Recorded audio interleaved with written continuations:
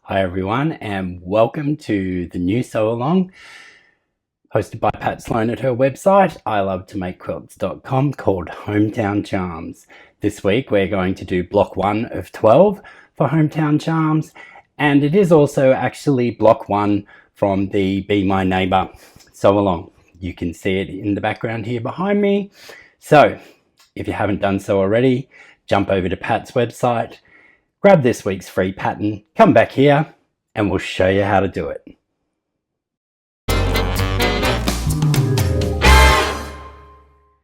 If you haven't done so already, pause the video now and go cut out all your fabrics as required by the pattern.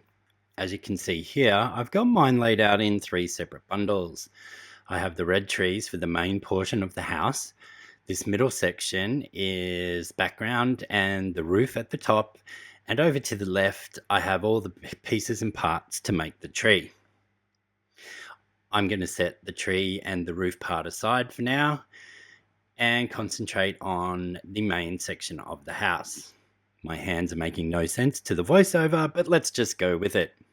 You'll note here that I also have a directional fabric for my house, and I've made sure that my fabric is going in the right direction for the uprights of the house and the cross sash of each of the windows.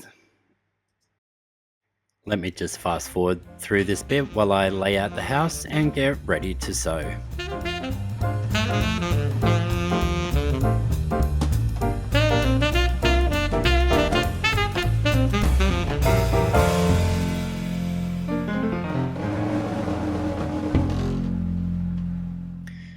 The easiest place to start is by putting the window sections together, then adding the uprights in between, and then finally adding the top and the bottom of the house. Let's go!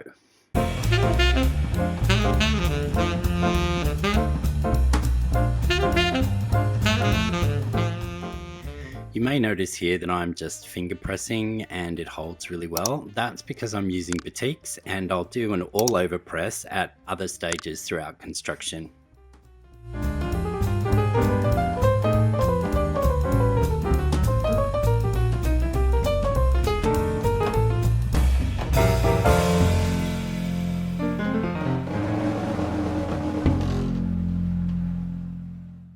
I will just take a quick break now to give that a press before attaching the top and bottom sections of the main part of the house. So I'm just pressing towards the most solid piece of fabric. I will pin the top and the bottom on, sew that together, give it another press, and then we'll move on to the roof of the house.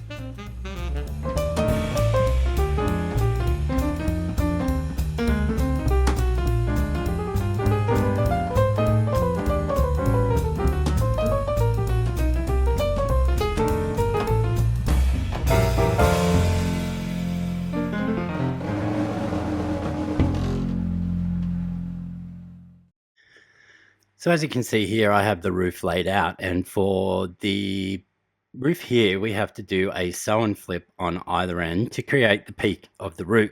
So I've done sew and flips many times in my videos, but I'll go through it for you today here. First of all, what we need to do is draw a line diagonally corner to corner on both of the pieces that are going to create the sew and flip.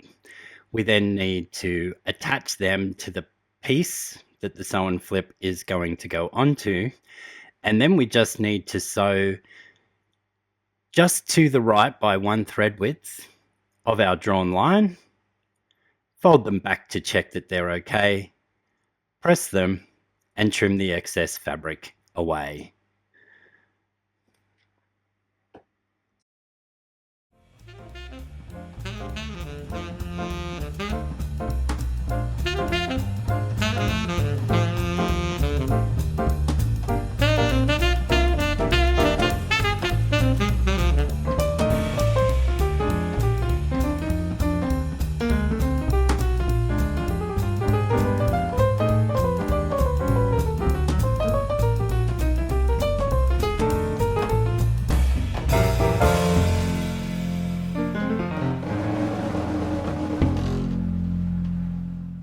Time to move on to the chimney section of the house, and we'll just sew those together like we did the main section.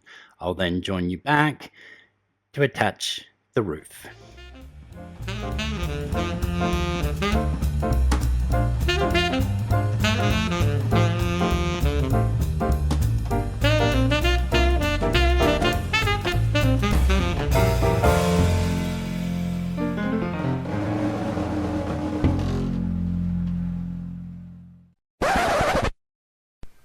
Oops, indeed. I've sewn the chimney sections together incorrectly. The larger part should be in the middle. 1 second.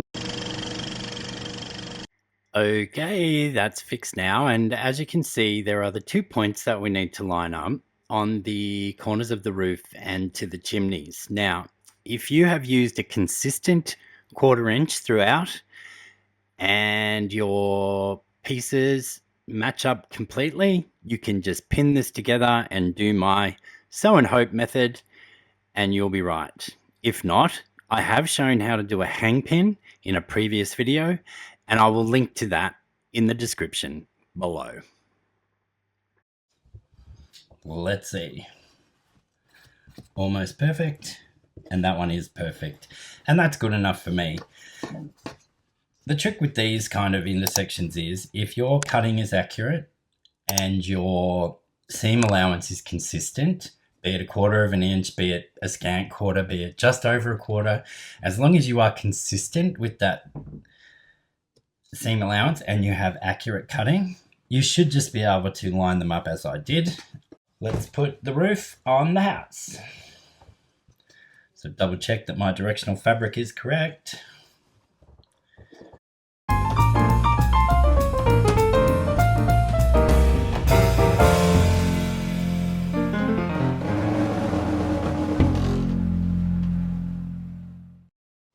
Alrighty, so there we have our house and roof. Now we need to make the tree. For the tree, we'll first sew the trunk section together, which is just a simple strip pieced section.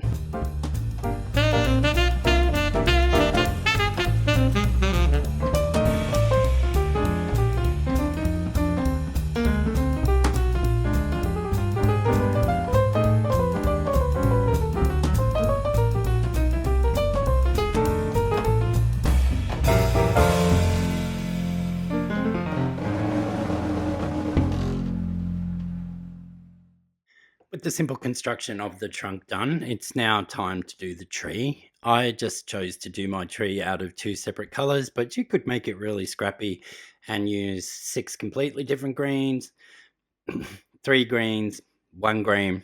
It really is up to you. To create all the sections of the tree, we need to do a sew and flip on both sides. So for the top one, this will create a large flying geese unit. And for the rest, they'll be very similar to the construction of the roof part of the house. I'm going to go ahead and get all of these sewn together. And then I'll meet you back here at the cutting mat for the next steps. As if by magic, they are all sewn now. And we just have to sew these individual sections together into the tree. And the best part is, there are no intersections to match up.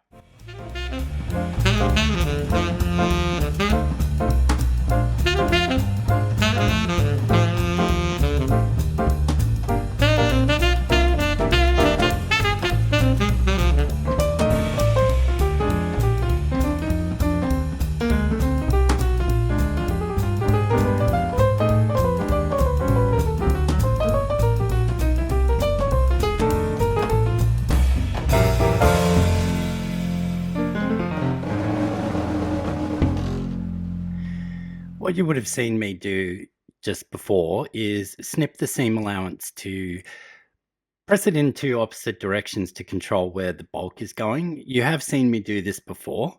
So we just snip between the 2 bulky intersections down to but not through the stitching line.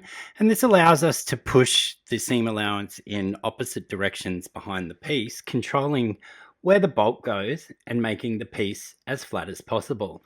So in this instance, the 2 side pieces have been pressed upwards and the centerpiece down when I was doing it from the front. And here I'm showing you what it looks like on the back so that you get an idea.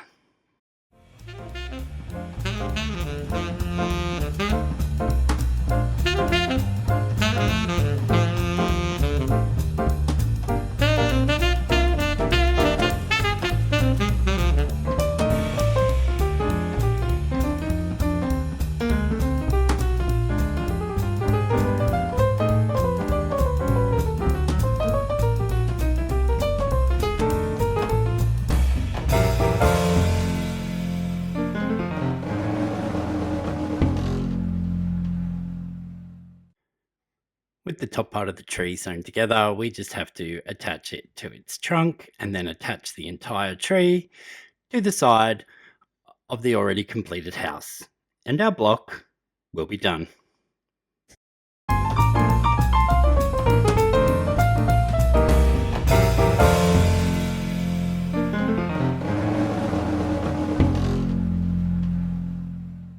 That's a wrap on another week, folks. Thanks for joining me. If you like what you see, why don't you give me a thumbs up, subscribe to my channel if you haven't done so already, it's free, and make sure you click the bell to be notified for all future video releases. I will see you again next Wednesday.